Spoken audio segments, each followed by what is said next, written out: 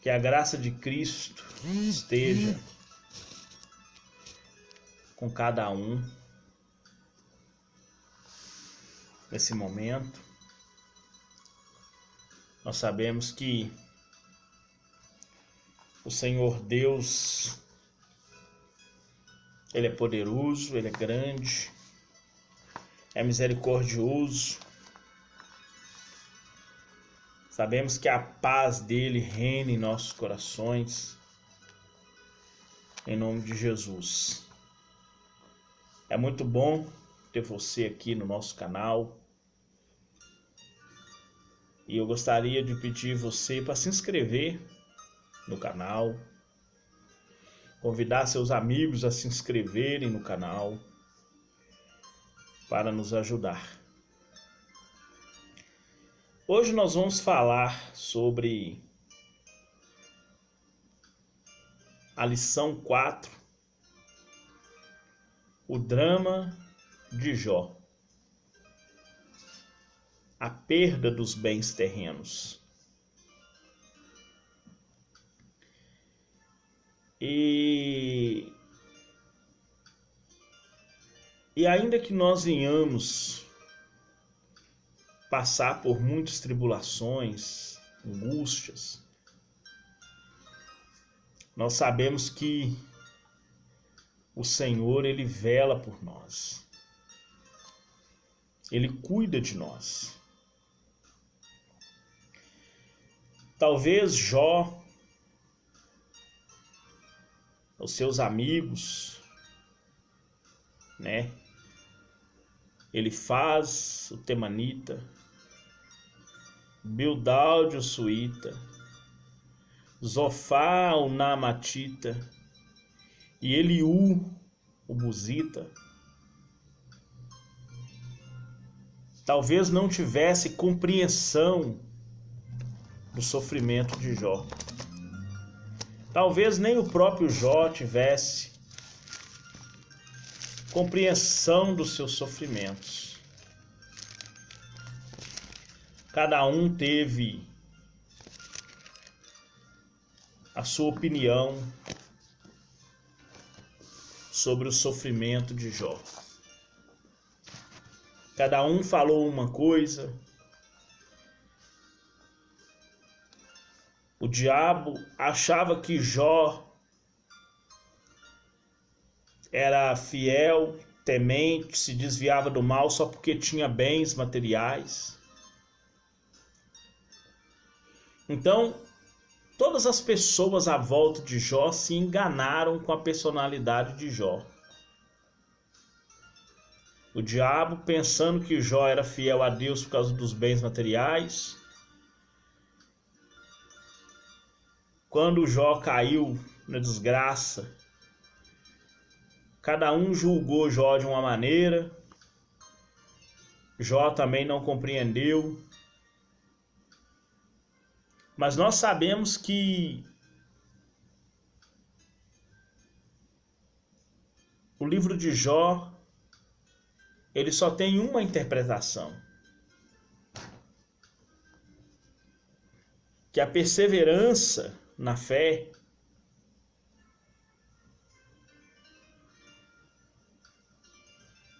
permite que o propósito de Deus prevaleça sobre as expectativas humanas e satânicas. Por que sobre as expectativas humanas? Porque os amigos de Jó acharam que Jó estava destruído, que o propósito de Deus na vida de Jó estava acabado. Por que perspectiva satânica? Porque Satanás agora achou que ele tinha derrotado Jó. Mas a perseverança na fé permitiu que o propósito de Deus prevalecesse sobre as perspectivas satânicas. Então, muitos hoje, às vezes, não entendem por que Jó sofreu tanto. A resposta é muito simples. porque Jó era reto, íntegro, temente a Deus e que se desviava do mal. Foi por isso que Jó sofreu. Porque os padrões de vida de Jó não eram nada iguais os padrões de vida da sociedade à sua volta. Por isso que Jó sofria. Jó levantava de madrugada com seu coração aflito por causa dos seus filhos e fazia 10 sacrifícios, porque na sua mente ele achava que os seus filhos tinham blasfemado de Deus. Isso é ser um homem acima dos padrões de vida da sua época. De qualquer época. Porque que pai levanta de madrugada para poder orar pelos filhos? São muito poucos. Então Jó, ele sofria porque os padrões de vida dele eram muito superior ao das pessoas à sua volta. Mas Jó veio a perder os seus bens, a perder os seus filhos. E nós vamos falar sobre isso. Isso é só um subsídio teológico, um subsídio, porque você vai estudar essa lição no domingo e as partes que você vai estudar estão aí na sua apostila.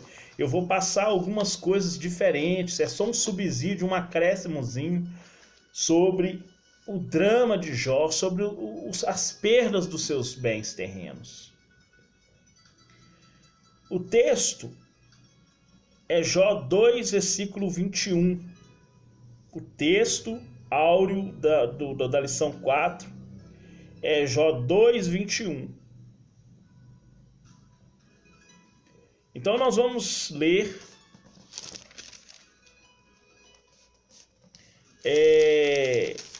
se você prestar atenção, Jó 2, 21 aí está errado. É Jó 1, versículo 21. Foi digitado errado aí pelo rapaz. Então, é Jó 1, versículo 21, vai dizer assim: E disse: Nu saí do ventre de minha mãe, e nu tornarei para lá. O Senhor o deu, e o Senhor o tomou. Bendito seja o nome do Senhor.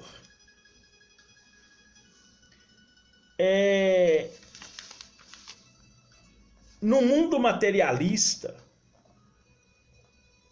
quase não há espaço para encarar a realidade das perdas humanas.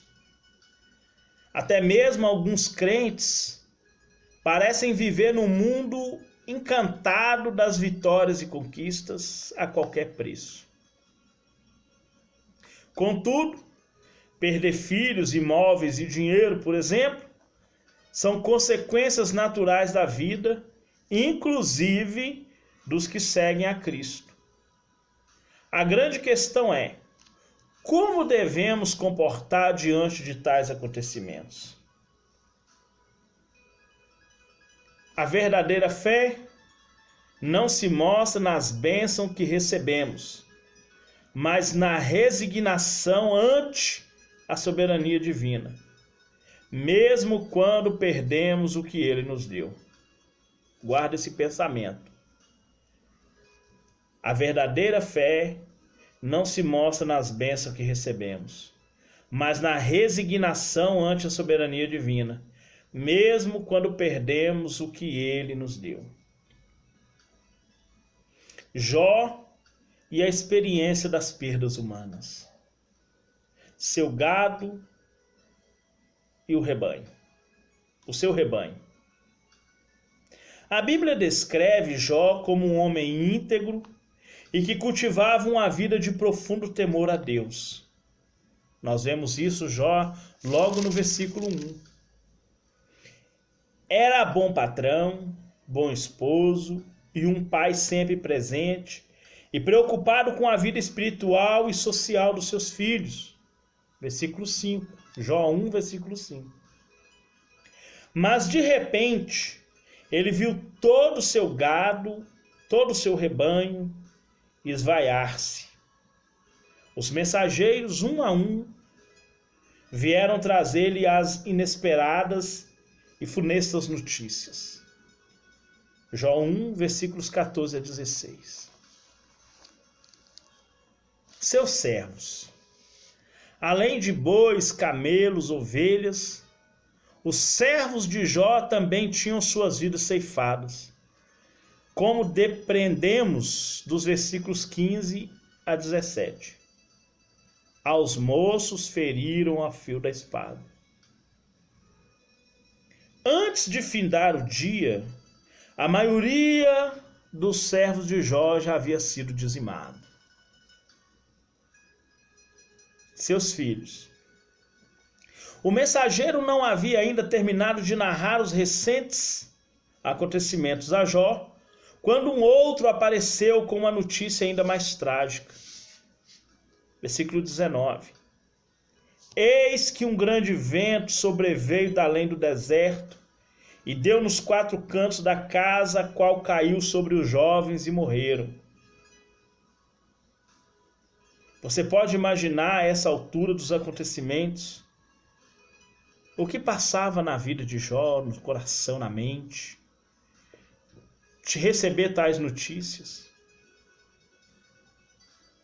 Num só dia, foi privado dos bens, dos funcionários, dos filhos. E qual seria a sua reação? Qual seria a nossa reação no lugar de Jó? A de Jó foi a de rasgar o manto, rapar a cabeça e sofrer a angústia natural de um pai que acabara de perder todos os filhos, do patrão que ficara sem os funcionários e do homem rico reduzido à miséria. Mas, contrariando a reação da lógica humana, Jó, prostrado, adorou a Deus. Versículo 20. Podemos sofrer e até mesmo viver as perdas da vida. Somos humanos, mas devemos, a exemplo de Jó, reconhecer a grandeza e a soberania de Deus no processo da perda, ainda que soframos duramente com ela. Jó passou pelas experiências das perdas de todos os bens: gado, rebanho, funcionários e filhos. Mas em tudo isso reconheceu a soberania e a grandeza de Deus. De se manter fiel, de saber que Deus cuidava dele. A perda dos bens de ordem material. Por intermédio de uma vida imediatista, alguns cristãos, em momentos de perda significativa, têm dificuldades de confiar em Deus.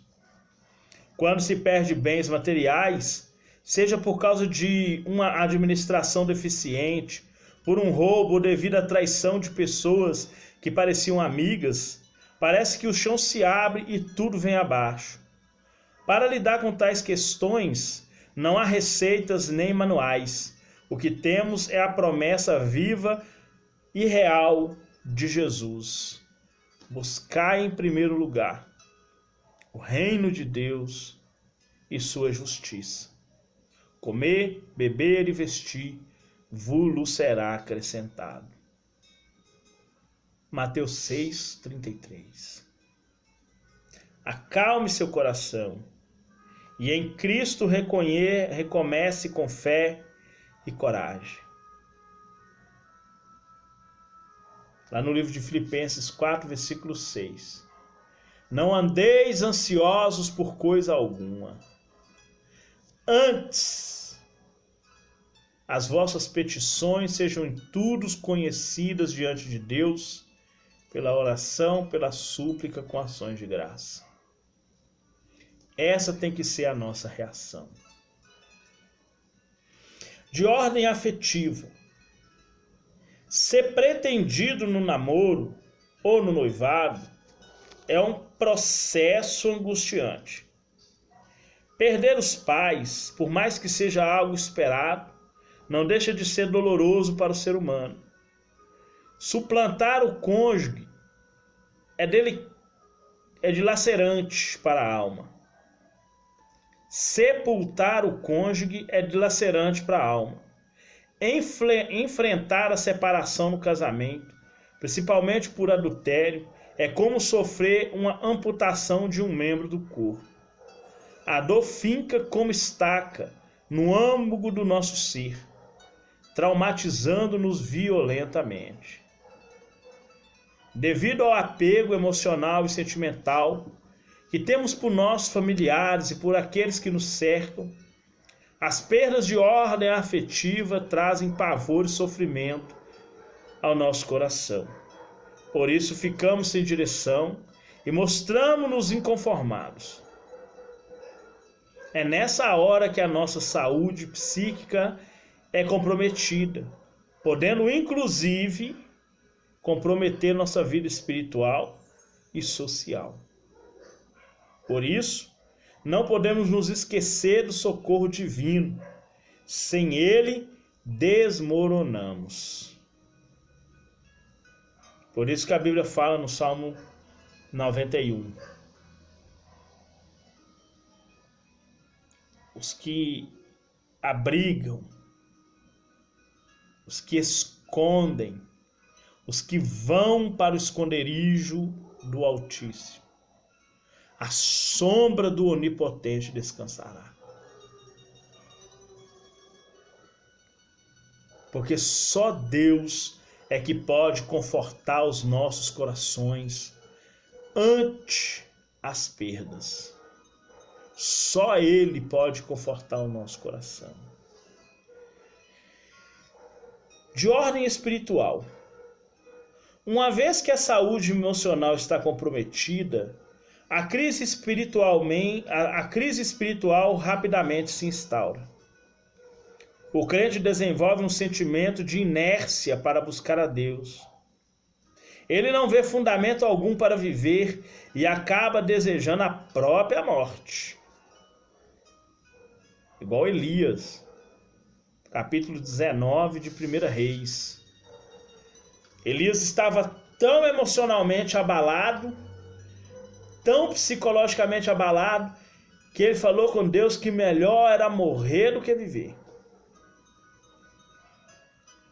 Jonas se angustiou tanto que ele falou com Deus: tira a minha vida, porque melhor é morrer do que viver. E isso acontece com qualquer pessoa que está no âmago espiritual abalado. Não podemos ignorar a seriedade do assunto. Se as perdas existentes na vida do cristão não forem tratadas bíblica e equilibradamente, certamente haverá consequências graves. Dependendo da situação, a pessoa até desvia. Assim, um bom começo para superarmos as perdas e angústias é lançar sobre o Senhor toda a nossa ansiedade, porque Ele está cuidando de nós.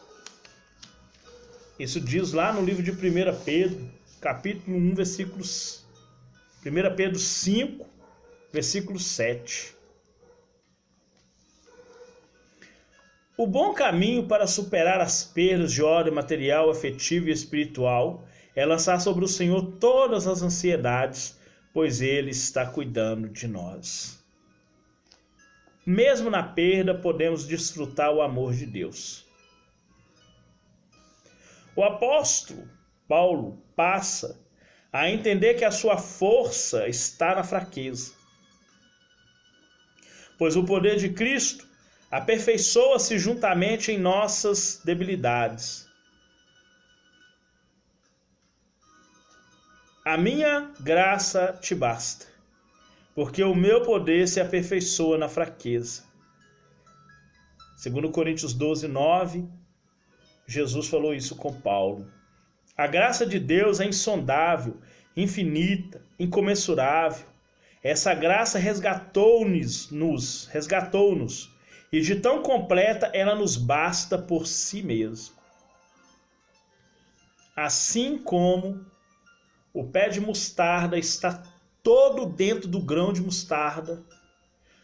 Tudo que nós precisamos para viver e superar os problemas espirituais está na nossa fé, está na graça que o Senhor nos concede. Seu amor. A graça de Deus é fruto do seu amor por nós. Sua graça é real na vida de todos os que recebem a Cristo como Salvador. O Pai conhece a dimensão do nosso sofrimento e importa-se com cada um de nós. A maior prova disso está no fato de que Ele ofereceu seu único filho para morrer em nosso lugar. Ele entregou seu precioso filho por amor a nós. Seja qual for a perda, sinta o amor de Deus. Esse amor é poderoso para preencher o vazio, solidão, que ameaça destruir sua vida sentimental, espiritual, saúde, finança. Como o apóstolo do amor, podemos dizer: nós amamos porque Ele nos amou primeiro.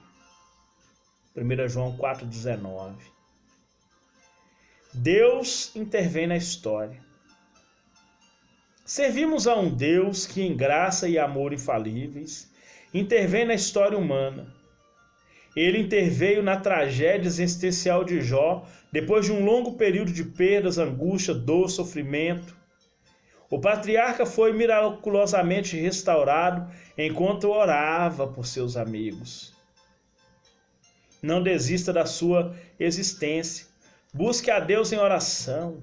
Ele não tarda em socorrer-nos. Como Deus interveio na vida de Jó, fazendo com que seu último estado fosse melhor do que o primeiro, Ele também entrará com providência em nossa história. Ele não se esqueceu de nós.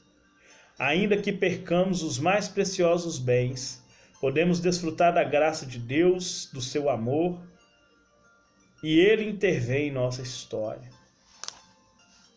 Podemos perder tudo nessa vida: casa, dinheiro, emprego e excelentes oportunidades, relacionamentos, pai, mãe, filho, filha, esposo, esposa e até mesmo a própria saúde. Mas apesar de todos os infortúnios, continuamos a crer no Evangelho de Cristo, pois Ele é o nosso baluarte e fortaleza. Nele, as perdas redundam em ganhos eternos, conforme afirma o profeta Abacuque.